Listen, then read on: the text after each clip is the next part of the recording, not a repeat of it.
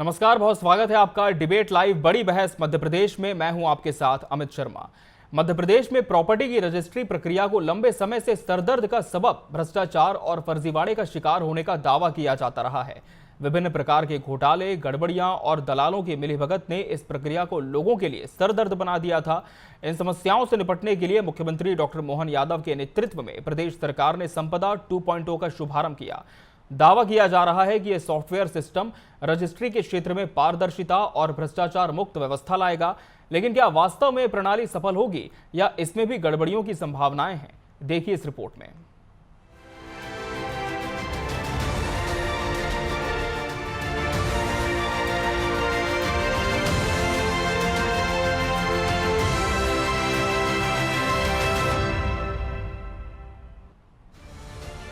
संपदा 2.0 के माध्यम से मध्य प्रदेश सरकार ने प्रॉपर्टी की रजिस्ट्री प्रक्रिया को सरल और पारदर्शी बनाने का दावा किया है। ये सॉफ्टवेयर प्रणाली डिजिटल रजिस्ट्री और ई सिग्नेचर के माध्यम से रजिस्ट्री की प्रक्रिया को गति और पारदर्शिता प्रदान करने का प्रयास है। प्रॉपर्टी की जियो टैगिंग से संपत्ति का सटीक मूल्यांकन और पहचान संभव होगी। आधार और पैन कार्ड के माध्यम से पक्षकारों की पहचान सत्यापित होगी। ऑनलाइन पंजीयन की सुविधा मिलेगी, जिससे रजिस्ट्रार ऑफिस जाने की जरूरत नहीं होगी। पेपरलेस प्रणाली लागू होगी, जिससे गवाहों की आवश्यकता नहीं रहेगी। सरकार का दावा है कि इससे भ्रष्टाचार पर अंकुश लगेगा और रजिस्ट्री की प्रक्रिया में पारदर्शिता आएगी। तो आज के बाद मध्य प्रदेश के अंदर रजिस्ट्रियां अगर होगी तो रजिस्ट्री में रजिस्ट्री करने वाला और रजिस्ट्री स्वीकार करने वाला दोनों को कोई वहां आने की जरूरत नहीं। ई-केवाईसी के माध्यम से वो जहां से भी रहेगा वो अपने प्रॉपर्टी को सेल परचेज कर सकेगा, अपने पावर ट्रांसफर कर सकेगा। ये बहुत बड़ा एक तरह से क्रांतिकारी कदम आज हुआ है, बड़ा निर्णय हुआ है। प्रॉपर्टी रजिस्ट्री के दौरान मध्य प्रदेश में अनेक घोटालों और फर्जीवाड़ों के मामले सामने आए। हालांकि संपदा 2.0 के लाभों को लेकर सरकार ने बड़े दावे किए हैं, लेकिन इसके प्रति जनता और विशेषज्ञों के बीच कई शंकाएं भी हैं। संपदा 1.0 के दौरान सॉफ्टवेयर में धीमी गति और सिस्टम फ्रीज होने जैसी कई समस्याएं आई थी। कांग्रेस ने भी इस विषय पर अपनी राय रखी है। किसी को दिखने में बहुत अच्छा लगता है, सुनने में बहुत अच्छा लग रहा है कि सब चीज़ें ऑनलाइन उपलब्ध हो जाएंगी, लेकिन वस्तु स्थिति बहुत अलग है। लोग चक्कर लगाते रहते हैं तहसील कार्यालय के, लेकिन काम नहीं होते हैं। उनको जो पटवारी हैं, रेवेन्यू डिपार्टमेंट के जो अन्य अधिकारी हैं, कर्मचारी हैं, जिस तरह से चक्कर लगवाते हैं और जो बगैर लेन देन के कोई कार्य आज की तारीख में किसी भी राजस्व से संबंधित कार्यालय में नहीं हो रहा है। मध्य प्रदेश में प्रॉपर्टी रजिस्ट्री की प्रक्रिया में सुधार की सख्त जरूरत है और संपदा 2.0 इस दिशा में एक बड़ा कदम साबित हो सकता है। हालांकि तकनीकी चुनौतियों और भ्रष्टाचार के नए रास्तों की संभावनाएं इस प्रणाली की सफलता पर प्रश्न चिन्ह लगाती हैं। संपदा 2.0 की सफलता इस बात पर निर्भर करेगी कि इसे कितनी कुशलता से लागू किया जाता है और क्या सरकार इसे भ्रष्टाचार के खिलाफ एक सशक्त उपकरण बना पाएगी। Bureau report, TV 24 news.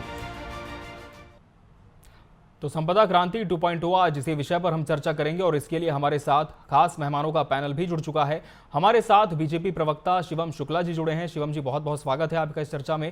Congress प्रवक्ता डॉक्टर राम पांडे जी प्रतिपक्ष का पक्ष रखेंगे। डॉक्टर राम पांडे जी, आपका भी बहुत बहुत स्वागत है। वरिष्ठ पत्रकार उमेश भारद्वाज जी भी इस चर्चा का हिस्सा है। उमेश जी, आपका भी बहुत बहुत स्वागत है। शिवम शुक्ला जी, जिस तरह से अब ये कहा जा रहा है कि लगातार प्रॉपर्टी रजिस्ट्री को लेकर जितनी भी जटिलताएं थी वो इसके माध्यम से खत्म होगी, क्या मानकर चल रहे हैं? क्या ये क्रांतिकारी कदम साबित होगा या फिर चुनौतियां अब भी बनी रहेंगी जैसा कि विपक्ष कह रहा है? जी शिवम जी। लगातार प्रयास है कि जितनी भी इस प्रकार की समस्याएं हैं उनका निराकरण किया जाए और एक ऐसा फुल प्रूफ सिस्टम विकसित किया जाए जो अपने आप में सहायक सिद्ध हो सके और लोगों की जन समस्याओं को, लोगों को ज्यादा इस प्रकार की असुविधाओं का सामना न करना पड़े। तो इस दिशा में सरकार बहुत गंभीरता पूर्वक आगे बढ़ रही है और लगातार हम देखेंगे कि सरकार के सत्प्रयासों और इस प्रकार की योजनाओं के क्रियान्वयन से यह चीजें आगे बढ़ करके स्थिरता होंगी। जी डॉक्टर राम पांडे जी, क्या मानकर चल रहे हैं? क्या ये कदम सारी जटिलताओं को खत्म कर देगा या फिर मुश्किलें अब भी आ सकती हैं? भाई इच्छा शक्ति है, नियत अच्छी है तो सब कुछ पॉसिबल है जी। और इच्छा शक्ति नहीं है, नियत नहीं है, भ्रष्टाचार करना है तो सब कुछ गलत है।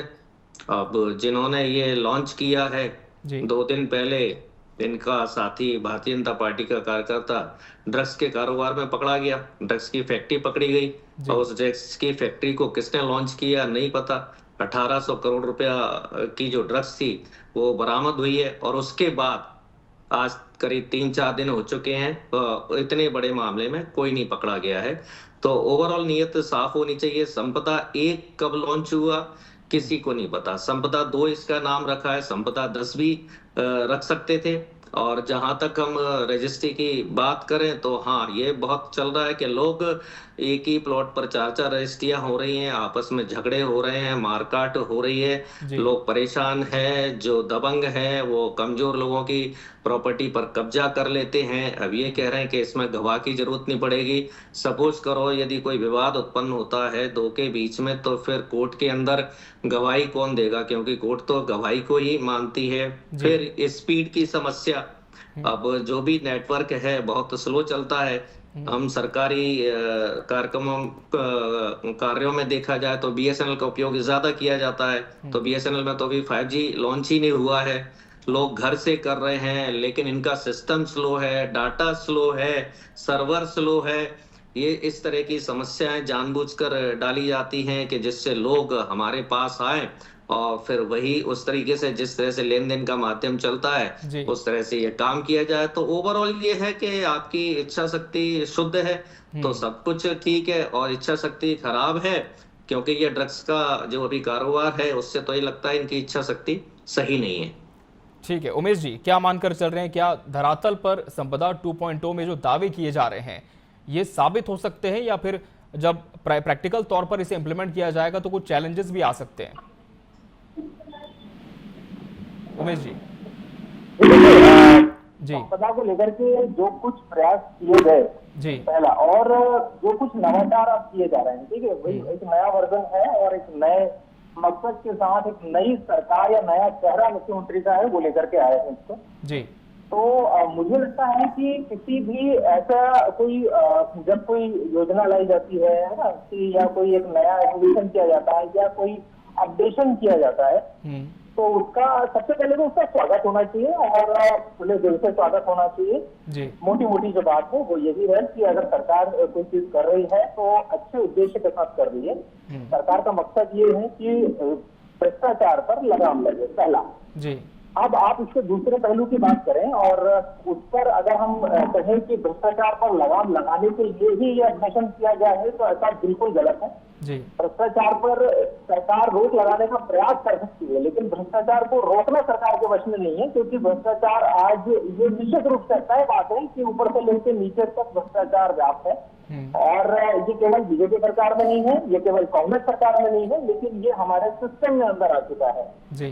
तो अब जब संपदा की बात आती है, रजिस्ट्री की बात आती है तो कहीं ना कहीं जो सरकार का मकसद है वो स्वागत योग्य है, लेकिन इस पर ये देखना बहुत जरूरी है और इस पर सरकार को जवाब भी देना जरूरी है कि इससे भ्रष्टाचार पर लगाम आखिर कैसे रोक लगेगी, क्योंकि जो दलाल है, जो काम करने वाले ब्यूरोक्रेट्स है जी, वो तो वही लोग हैं जो पहले कर रहे थे और आज भी वही लोग करेंगे। जो बाबू बैठा है वो वही काम कर रहा है कि जो पहले काम करा करता था, तो उन लोगों पर भी निगरानी हो और ओवरऑल तरीके से इस करप्शन पर रोक लगाने के लिए अगर सरकार कोशिश करती है तो निश्चित रूप से ये बहुत अच्छी चीज है, तो इसका स्वागत करना चाहिए।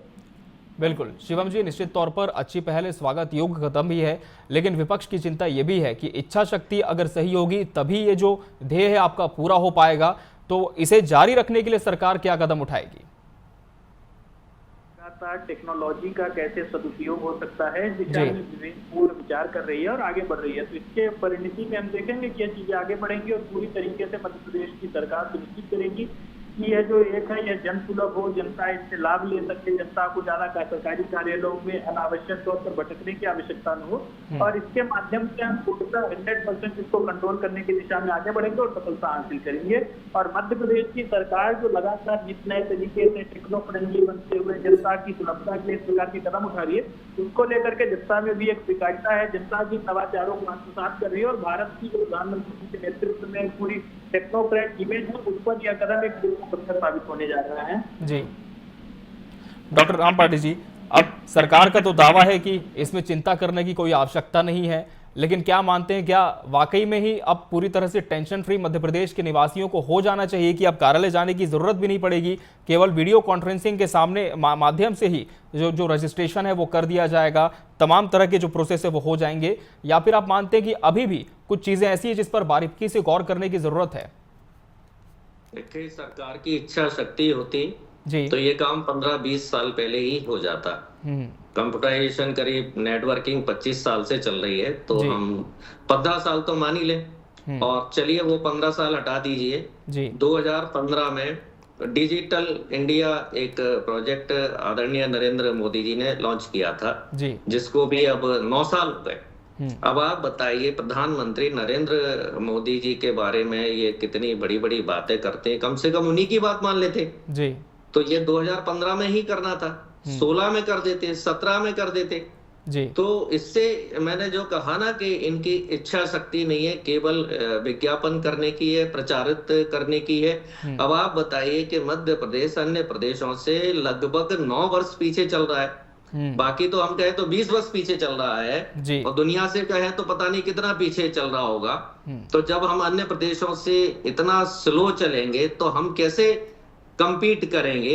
जी तो मैं शुरुआत में मैंने कहा था इच्छा शक्ति की, फिर ये सरकार 100 करोड़ रुपया प्रतिदिन कर्जा ले रही है। ठीक है, अभी इनको तमाम सारी चीजें करना पड़ेंगी।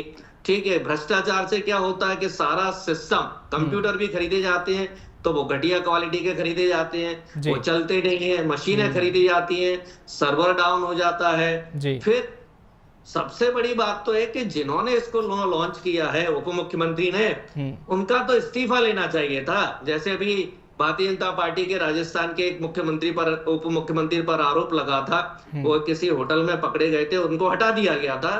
तो ऐसे ही जब इनका नाम ड्रग्स के कारोबार में आ रहा है इतना बड़े में, तो ये डिप्टी सीएम को तो हटा देना चाहिए। अब जो डिप्टी सीएम ड्रग्स के कारोबार में उसका प्रचार प्रसार करने वाला भारतीय जनता पार्टी का नेता, इनके साथ एक फोटो नहीं 500 फोटो है। आप बताइए, एक फोटो तो चलो कोई किसी के साथ भी खिंचा सकता है, और जगदीश देवड़ा कोई नरेंद्र मोदी नहीं है कि 500 बार आके प्रयास करे फोटो खिंचाने का।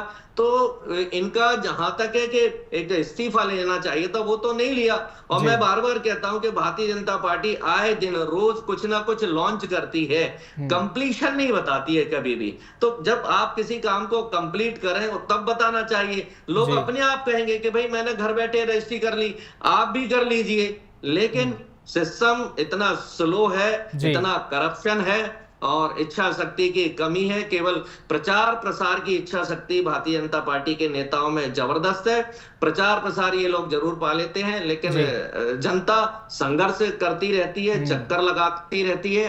अब कार्यालय नहीं जाएंगे तो 4 घंटे बैठे हुए हैं कंप्यूटर पर, लैपटॉप पर, 4 घंटे में रिजल्ट नहीं आएगा। फिर दूसरे दिन काम करेंगे, तीसरे दिन करेंगे, आदमी दिमाग से इतना परेशान हो जाएगा कि वो कहेगा चलो यार कार्यालय ही चलते हैं, वहीं कुछ जैसे भी जो प्रोसेस चल रही है सरकार की उसी से करवा लेंगे। तो मेन बात यह है कि आपकी इच्छा शक्ति होनी चाहिए।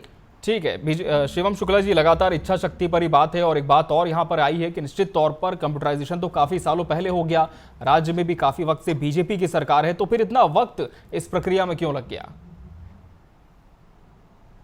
एक रोबस्ट इंफ्रास्ट्रक्चर चाहिए होता है जी, टेक्नोलॉजी प्रसार चाहिए होती है। प्रधानमंत्री जी के नेतृत्व में जिस प्रकार से भारत ने डिजिटलाइजेशन देखा है, इनके जमाने में लगभग 2-4 करोड़ लोगों के हाथ में भी मोबाइल फोन नहीं था। आज देश की 70% आबादी के हाथ में टेलीफोन और मोबाइल है, इंटरनेट की सुविधा है। Jio fibre, Airtel fibre, BSNL fibre जैसी तमाम योजनाओं के माध्यम से गांव-गांव में इंटरनेट पहुंच चुका है। दूसरा ऑप्टिकल फाइबर की जो टेक्नोलॉजी है, और दूसरा सबसे महत्वपूर्ण चीज, राम पांडे जी लगता है पढ़ करके नहीं आते हैं। कौन से डिप्टी सीएम का इस्तीफा लिया गया है, कहाँ का प्रकरण है, इस प्रकार की बिना सिर पैर की बातें, बिना कोई तथ्य के परक बातें इस प्रकार से टीवी पर बैठ करके बोलना, ये तो मतलब ट्विटर की बहस को राजनीतिक संदर्भ बना रहे हैं। मतलब ट्विटर पे अगर कोई चीज चर्चा हुई उसको सत्यता मान लेते हैं। आप बताइए इस्तीफे का पत्र कहाँ है, इस्तीफे की कोई न्यूज कहाँ है? आपके प्रवक्ता मतलब टीवी पर बैठ करके कुछ भी बात कर रहे हैं, ना उस पूरे प्रकरण का कोई ऐसा घटना है। और इस प्रकार से किसी के चरित्र को हनन करने का काम यह कांग्रेस पार्टी के नेताओं की मानसिकता है। इसके बाद एक महिला विरोधी पापों में लिप्त पाए जाते हैं और दूसरों के ऊपर इस प्रकार से यह लोग आरोप लगा रहे हैं। सबसे महत्वपूर्ण चीज यह है कि भारतीय जनता पार्टी की सरकार के पास एक कमिटमेंट है और कमिटमेंट के साथ हम आगे बढ़ रहे हैं और हम आने वाले वक्त में सुनिश्चित करेंगे कि मध्य प्रदेश में यह जो नए नवाचार हो रहे हैं इसका फायदा आम जनता को मिले और उस दिशा में आगे बढ़े। जी ठीक है, डॉक्टर राम पंडित जी जवाब दीजिए। देखिए, आपको याद होगा इन्होंने सीखो कमाओ योजना शुरू की थी, उसके सारे भ्रष्टाचार के मामले आ रहे हैं कि सारा पैसा ठेकेदार खा रहा है। मोहन यादव जी ने आते ही क्या कहा था कि हम रोडवेज को फिर से चालू करेंगे। भारतीय जनता पार्टी के केंद्रीय मंत्री थे, आज रोडवेज की मध्य प्रदेश की आधी जमीनें लगभग उनको बेच दी गई है। आऊंगा फिर आपके रुक करूंगा मैं। नेता बड़े नेता इनकी पार्टी में चले गए, हर सरकारी जमीन पर लगभग कब्जा उन्हीं का है। जहां जहां खदानें चल रही हैं, अवैध कब्जा किसका है? भारतीय जनता पार्टी का। आज मध्य प्रदेश की जितनी भी सरकारी संपत्तियों पर आप किसी भी प्रदेश जिले में, गांव में, कहीं भी तहसील में देखेंगे तो उस सरकारी संपत्ति पर भारतीय जनता पार्टी के किसी न किसी नेता का कब्जा है। तो अब उस कब्जे पर जब रजिस्ट्री होंगी तो क्या यह कंप्यूटर के माध्यम से हो सकती है? और मैंने कहा कि भाई जगदीश देवड़ा का इस्तीफा लेना चाहिए। अब यदि आप नहीं लेते हैं, वो ड्रग्स के कारोबार में उनके लोग पाए जाते हैं, देश की युवा पीढ़ी बर्बाद हो रही है, देश बर्बाद हो रहा है। ठीक है, विषय पर हम बात करें जी। आता है, देश में फैलता है। अब तो फैक्ट्रियां बन रही है हिंदुस्तान में, इतनी बड़ी फैक्ट्री ड्रग्स की कहीं नहीं पकड़ी गई जितनी भोपाल में। आप बताइए, भोपाल में मुख्यमंत्री बैठते हैं, बगरौता इंडस्ट्रियल एरिया। विषय पर आज संपदा क्रांति पर बात करें, उमेश भारद्वाज जी का हम रुख कर लेते हैं। उमेश जी, क्या माना जाए कि अब भ्रष्टाचार पर लगाम लगेगी इस क्रांति से? जी बिल्कुल, मैं दोनों जो प्रवक्ता हैं उनको मैं सुन रहा था और दोनों की बातें अपनी जगह ठीक है। मुझे लगता है कि कई सारी चीजें ऐसी होती हैं कि अभी एक उदाहरण आप देखिए कि जबलपुर का मामला सामने आया था मेरे ख्याल से, जहाँ पर 35,000 व्यक्ति की सैलरी थी जो डिपार्टमेंट में काम कर रहा था रजिस्ट्री में, और करोड़पति मैनेजर निकला था। वो गैंग बना के पूरी रजिस्ट्री की जो है वो चल रही थी। तो इस तरह के उदाहरण हमारे सामने अक्सर आते हैं जहाँ पर पूरी गैंग बनाकर जो फर्जी वाला है वो किया जा रहा है रजिस्ट्री में। तो अब ऐसे में बात वही हम आ जाते हैं घूम करके कि जब कोशिश की जाए कि भ्रष्टाचार पर कैसे लगाम लगेगी, जालसाजों को कैसे रोका जाएगा, तो ये केवल मध्य प्रदेश की बात नहीं है, अन्य राज्यों में भी भ्रष्टाचार जो है वो फैला हुआ है। इनके तार आपस में जुड़े हुए हैं क्योंकि गिरोह पूरे मामले को लेकर के काम करते हैं ना। तो कहीं ना कहीं इस तरह की जो एक्टिविटी है वो जरूरी है कि इस पर लगाम लगाई जाए। उसके लिए अलग अलग एजेंसीज हैं जो निगरानी रखती है, लोकायुक्त है वो निगरानी रखता है, एसटीएफ जो काम करता है। तो इस तरीके से अगर सभी लोग मिलकर के काम करेंगे तब जाके कहीं भ्रष्टाचार पर रोक रख पाएगी। लेकिन फिर भी इसमें अपवाद ये है कि पूरी तरह भ्रष्टाचार पर रोक लगाना बहुत मुश्किल है। कोशिश ये होना चाहिए कि जो भी निगरानी करने वाले लोग हैं वो ईमानदारी से अपना काम करें और कहीं ना कहीं जो करप्शन फैला हुआ है प्रदेश में उसको रोकने के लिए बढ़े, तब जाकर के कहीं ये चीजें जो है जैसे रोकेंगी। नहीं तो हमें अक्सर ये खबर देखने को मिलेगी कि कहीं 60 से 70 रजिस्ट्री किसी घर में मिल रही है, कहीं 150 रजिस्ट्रियां मिल रही है। तो इस तरीके से लोगों का भरोसा भी, जनता का भरोसा जो है वो सरकार से रुकने लगता है। जी बिल्कुल, तो कहीं ना कहीं कोशिश यही होनी चाहिए कि करप्शन पर रोक लगे और मध्य प्रदेश के लोगों का जीवन सुगम हो। फिलहाल इस बात पर भी गौर करना होगा कि हम तकनीकी तौर पर क्या इतने संपन्न हैं कि इस योजना के आते ही तमाम जो काम है वो स्मूथली हो पाएंगे। धरातल पर तमाम बातें गौर करने लायक हैं। बहरहाल समय हमारे पास इतना ही था इस चर्चा के लिए। आप सभी मेहमानों का बहुत बहुत शुक्रिया हमसे इसमें जुड़ने के लिए। इसी के साथ बड़ी बहस डिबेट लाइव मध्य प्रदेश में आज के लिए फिलहाल इतना ही। मुझे और मेरी पूरी टीम को दीजिए इजाजत। नमस्कार।